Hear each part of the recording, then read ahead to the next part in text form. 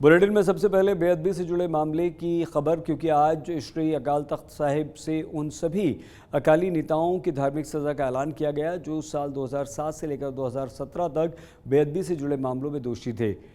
5 सिंह साहिबानों की बैठक के बाद जत्थेदार रघुबीर सिंह ने श्री अकाल तख्त साहिब से सज़ा पढ़कर सुनाई। अकाली नेताओं के इस्तीफे पर सख्त एक्शन लेने के दिशा निर्देश भी दिए।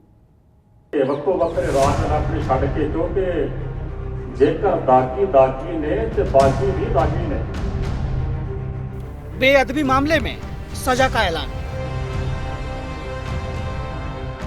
श्री अकाल तख्त साहिब ने सुनाया फैसला। सुखबीर बादल ने भी कबूला अपना गुनाह। फक्र कौम की उपाधि वापस लेने का भी ऐलान। अकाली दल में चुनाव कराने को लेकर भी फैसला। डेरा सच्चा सौदा सिरसा के मुखी राम रहीम को माफी और बेअदबी से जुड़े मामले में सिखों की सर्वोच्च संस्था श्री अकाल तख्त साहिब ने अपना फैसला सुना दिया है। सुबह से ही स्वर्ण मंदिर में स्थित श्री अकाल तख्त साहिब पर अकाली और बीजेपी नेताओं का पहुंचने का सिलसिला शुरू हो गया था। पैर में फ्रैक्चर होने की वजह से सुखबीर बादल व्हील चेयर पर बैठकर तख्त के सामने पेश हुए। श्री अकाल तख्त साहिब में श्रद्धालुओं और संगतों की भीड़ को देखते हुए खास इंतजाम किए गए थे।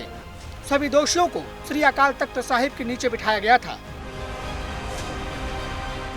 इसके बाद 5 सिंह साहिबानों ने एक एक करके सभी दोषियों को गुनाह पढ़कर सुनाया और उनसे हाँ और नहीं में जवाब मांगा।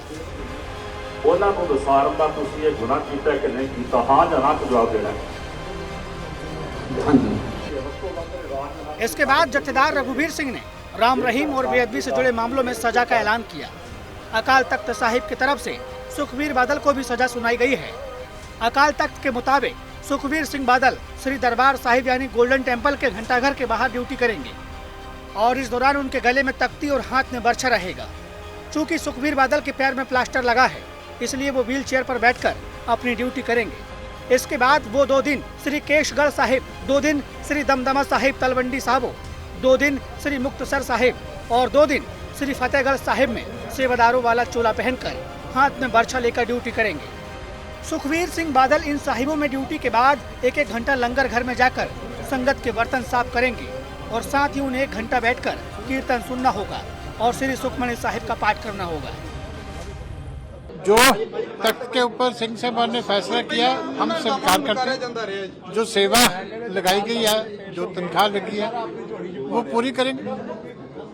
नम्रता के साथ हम जो भी फैसला है उसको स्वीकार करेंगे, क्योंकि अकाल तख्त जो संस्था है वो हमारे लिए सर्वोच्च है। तो जो भी फैसला आया है हम उसको नम्रता से सिर झुका करके, वहाँ भी हमने बोला, यहाँ भी बोले, हम उसको स्वीकार करते हैं। जो भी तनख्वाह लगी है उसको उसी भावना से हम पूरा करें। वहीं सुखबीर बादल के साथ तत्कालीन सरकार में मंत्री रह चुके अकाली नेताओं को श्री अकाल तख्त साहिब की तरफ से जो सजा सुनाई गई है, उसके मुताबिक जो नेता 2015 में कैबिनेट मेंबर रहे वो सभी कल यानी 3 दिसंबर को 12 बजे से लेकर 1 बजे तक गोल्डन टेम्पल के बाथरूम साफ करेंगे, जिसके बाद नहाकर वो लंगर घर में सेवा करेंगे और बाद में श्री सुखमनी साहिब का पाठ करना होगा। इन सभी अकाली नेताओं को भी श्री अकाल तख्त साहिब की तरफ से दी गई तख्ती को पहनना होगा। आपको बता दें कि बाथरूम साफ करने की सजा में सुखबीर बादल को छूट दी गई है, क्योंकि उनके पैर में फ्रैक्चर है। देखो, हम तो जो भी सजा सुनाई गई है उसको सिर झुका के मानेंगे। ये हमारी ड्यूटी है। जो भी इस तख्त से फैसला होता है वो सबको, हर सिख को मानना है। सो इसलिए जो भी फैसला हुआ है, जो सेवा लगी है वो सब हम पूरी करेंगे। देखो, उन्होंने सोच विचार के ही फैसले लिए हैं सारे। मैं उस पर क्या कह सकता हूँ। जो किया है अच्छा किया है, उसमें से शायद सबको सीखना चाहिए। ये एक बहुत बड़ी बात है कि सिख कौम एक ऐसी संस्था है और अकाल तख्त साहब, जहाँ पर कोई भी सिख कोई गलती करता है तो वो वहाँ उसको तलब किया जाता है और वहाँ आकर आप सच्चाई से उसको वो मानता है और जो सजा है उसको अपनी झोली में डालकर नतमस्तक होता है। सो ये आपके सामने, ये सिखों के पास ही एक ऐसी संस्था है और ऐसी एक परंपरा है। हाँ, ये बहुत बड़ी तस्वीर है। इससे पहले इतने बड़ी गिनती में जो आगू हैं उनके लिए ऐसी बात कभी नहीं आई, जो पहली बार आई। बेअदबी से जुड़े मामलों में धार्मिक सजा के ऐलान के साथ ही पंजाब के पूर्व मुख्यमंत्री और दिवंगत नेता प्रकाश सिंह बादल से फख्र कौम का सम्मान वापस लेने की भी घोषणा की गई है।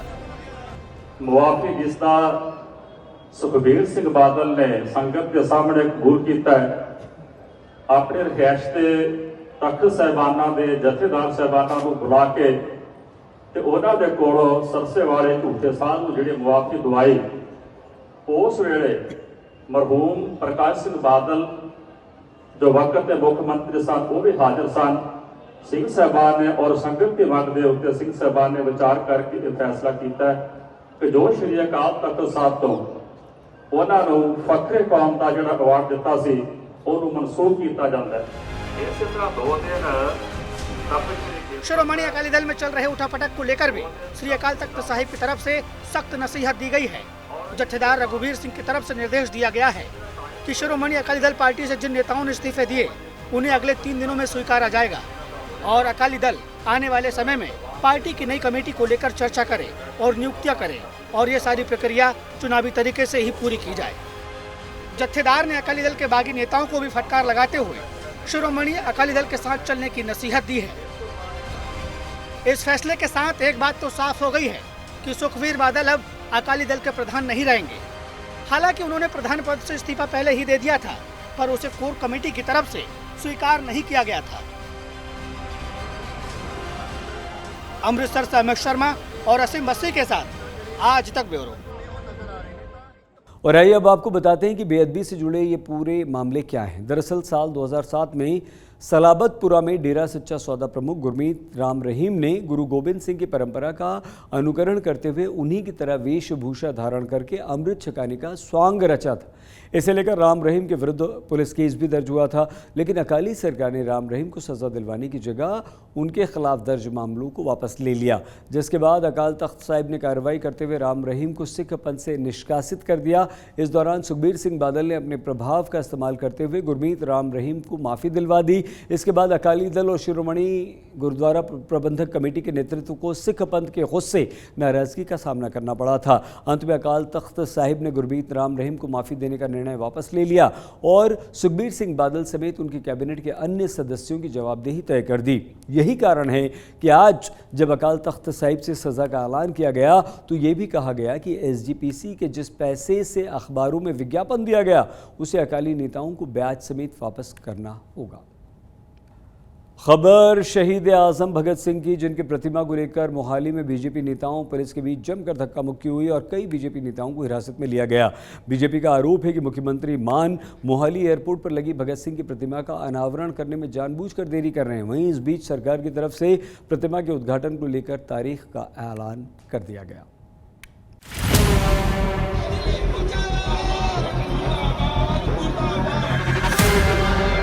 मोहाली में शहीद भगत सिंह इंटरनेशनल एयरपोर्ट पर लगी शहीद आजम भगत सिंह की प्रतिमा के अनावरण पर सियासत गर्मा गई है। शुक्रवार को बीजेपी नेताओं के द्वारा दिए गए अल्टीमेटम के बाद आज पंजाब बीजेपी के नेता स्टैच्यू पर से पर्दा हटाने के लिए मोहाली एयरपोर्ट पहुंचे, जहां बीजेपी नेताओं को स्टैच्यू के पास पहुंचने से पहले ही रोक लिया गया और मौके पर जमकर धक्का मुक्की हुई और कई बीजेपी नेताओं को पुलिस के द्वारा हिरासत में लिया गया। 100 मीटर की दूरी पर यहाँ से एयरपोर्ट है, जहाँ पर ये शहीद आजम भगत सिंह का स्टैच्यू जो इंतज़ार कर रहा है इनॉग्रेशन का, वो स्टैच्यू मौजूद है, जिसको चलते बीजेपी की ओर से अनाउंस किया गया कि इस स्टैच्यू को अनवील किया जाएगा, क्योंकि सितंबर 2022 से एयरपोर्ट का नाम भगत सिंह के नाम पर रखा गया और नामकरण के बाद स्टैच्यू यहाँ पर अनाउंस किया गया।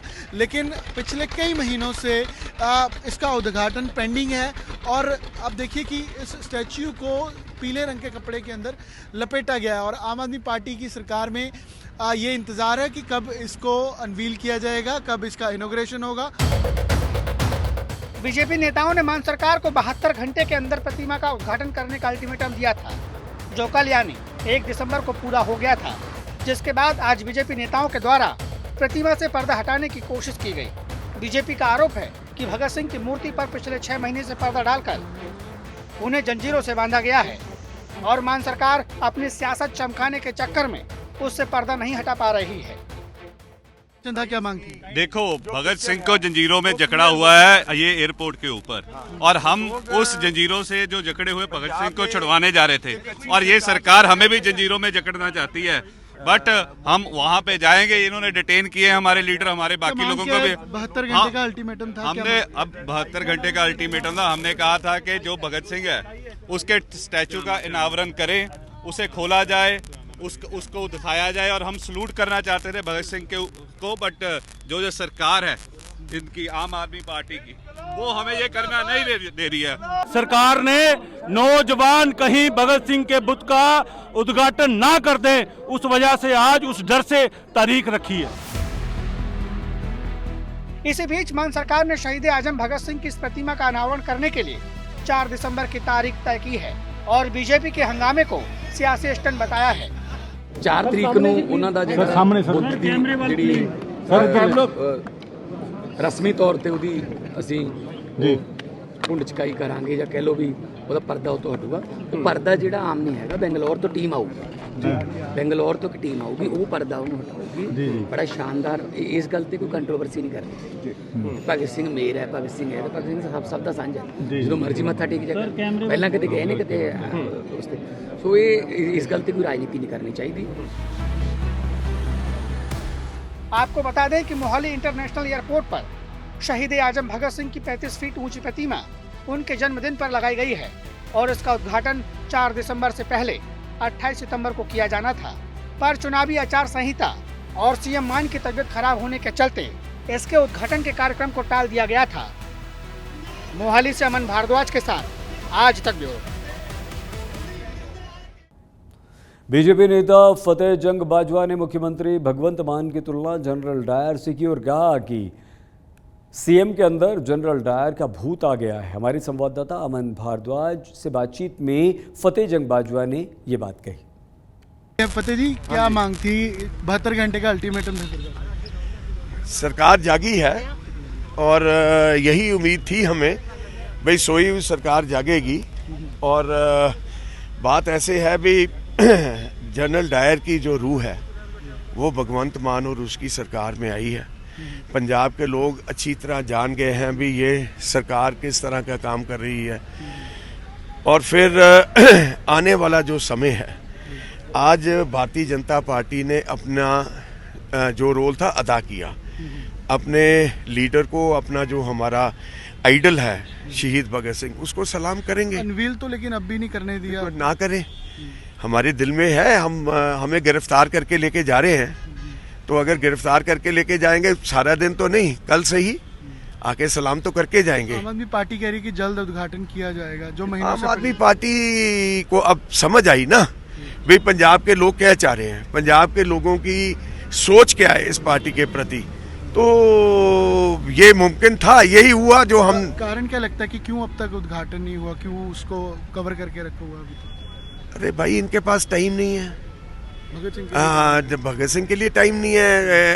अरविंद केजरीवाल बड़ा हो गया ना, अरविंद केजरीवाल की इंतजार कर रहे थे, वो बड़ा हो गया शहीद भगत सिंह के ऊपर, इसलिए अरविंद केजरीवाल आएगा। तो हमने ये बोला भी हमारे लिए तो शहीद भगत सिंह बड़े हैं, तो हम केजरीवाल की वेट नहीं करेंगे, हम तो अपना उद्घाटन खुद करके जाएंगे। किसानों के दिल्ली कूच को लेकर सरकार टेंशन में आ गई, क्योंकि एक तरफ शंभू और खनौरी बॉर्डर पर बैठे किसानों ने 6 दिसंबर को दिल्ली कूच का ऐलान किया, तो वहीं दूसरी तरफ दिल्ली और यूपी के 3 बॉर्डर से किसानों ने दिल्ली के लिए कूच कर दिया। संसद घेराव के लिए दिल्ली आ रहे किसानों को रोकने के लिए पुलिस को कितनी मेहनत करनी पड़ी, देखिए।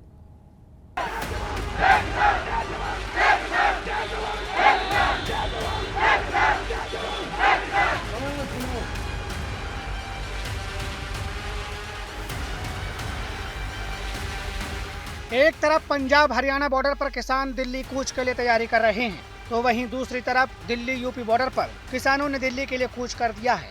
आलम यह था कि 3 लेयर की सिक्योरिटी होने के बावजूद किसानों को रोकने के लिए कड़ी मशक्कत करनी पड़ी। जो किसान प्रोटेस्टर हैं वो यहाँ सड़कों पर बैठ गए हैं। इसके पहले 2 ह्यूमन बैरिकेटिंग बनाई थी नोएडा पुलिस ने, लेकिन उनको प्रोटेस्टर ने तोड़ दिया। और सामने की तरफ आप अगर देखें तो बाकायदा ट्रक खड़ा किया गया, बीच सड़क पर जेवीसी मशीन खड़ी की गई है, लोहे की बैरिकेडिंग है यहाँ पर। और दूसरी तरफ जो किसान प्रोटेस्टर हैं वो बड़ी संख्या में हैं, जो महिलाएं हैं वो बड़ी संख्या में हैं और इनका कहना है कि सालों से ये जो पूरी बातचीत है, ये जो पूरा मसला है, सरकार और प्रशासन से लगातार बातचीत की जा रही है, लेकिन सरकार ने जब बातें नहीं सुनी तब ये दिल्ली की तरफ कूच कर रहे हैं। सुबह से नोएडा पुलिस ने दिल्ली पुलिस से कोऑर्डिनेट करके प्रॉपर सिक्योरिटी अरेंजमेंट किया था, लेकिन वो सिक्योरिटी अरेंजमेंट नाकाफी रहा। एक रणनीति के तहत किसान आगे बढ़ते हैं, बैरिकेटिंग तोड़ते हैं, उसके बाद सड़क पर बैठ जाते हैं और जब धीरे धीरे करके तमाम जो प्रोटेस्टर हैं वो एक साथ जमा हो जाते हैं, फिर आगे बढ़ने की ये रणनीति होती है।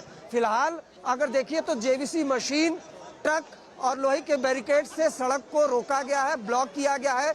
ये सड़क ग्रेटर नोएडा से दिल्ली की तरफ जाती है और यहाँ से जो चिल्ला बॉर्डर यानी दिल्ली नोएडा को जोड़ने वाला जो बॉर्डर है तकरीबन 1 किलोमीटर दूर है और किसान प्रोटेस्टर हैं, उनकी रणनीति यही है, उनकी मांग यही है कि हर हाल में दिल्ली जाएंगे, भले ही इनको सरकार और प्रशासन रोकने की कोशिश करे।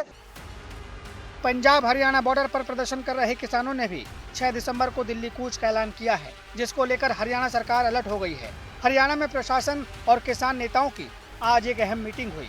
करीब 2 घंटे तक चली इस बैठक के बाद किसान नेता सरवन सिंह पंधेर ने बताया कि प्रशासन से परमिशन मिलने के बाद ही किसान दिल्ली की ओर रवाना होंगे और इस दौरान किसान दिल्ली की ओर जत्थों में शांतिपूर्वक जाएंगे।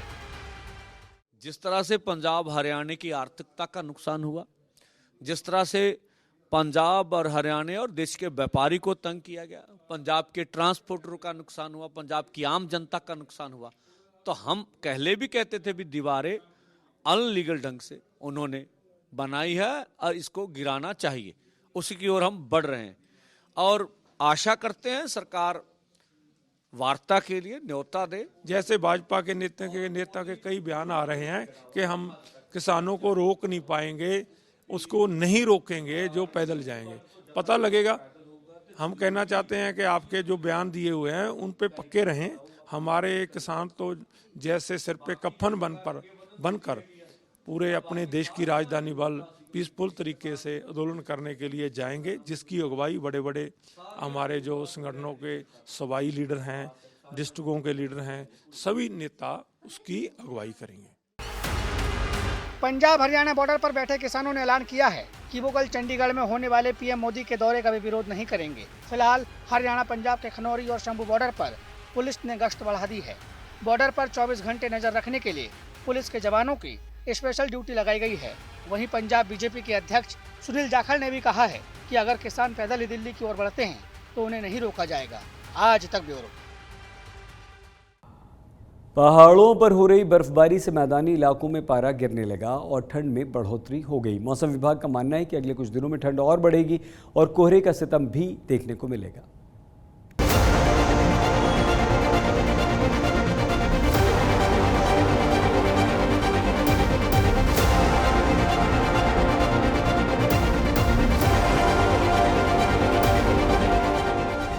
दिल्ली, उत्तर प्रदेश समेत पूरे उत्तर भारत के कई इलाकों में अब ठंड बढ़ने लगी है। दिल्ली, उत्तर प्रदेश के साथ हरियाणा, पंजाब, मध्य प्रदेश और राजस्थान के कई शहरों के साथ गांवों में तापमान गिर रहा है। सुबह शाम की ठंड भी काफी बढ़ गई है।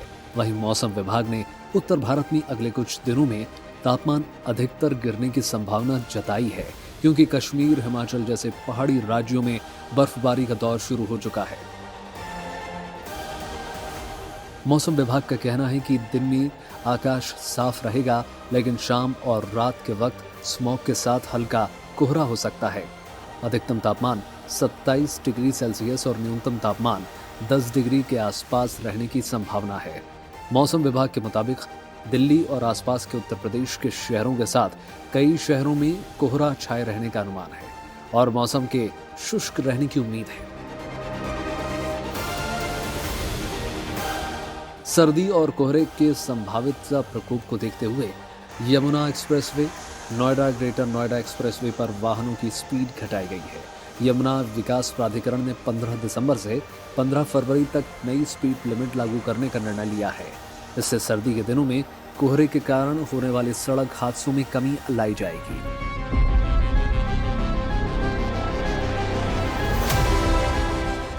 सामान्य से ज्यादा गर्म महीनों की बात की जाए तो इस साल नवंबर का महीना पिछले 5 सालों के मुकाबले सबसे ज्यादा गर्म रहा, जिसमें दिन और रात दोनों वक्त का तापमान ज्यादा रिकॉर्ड किया गया।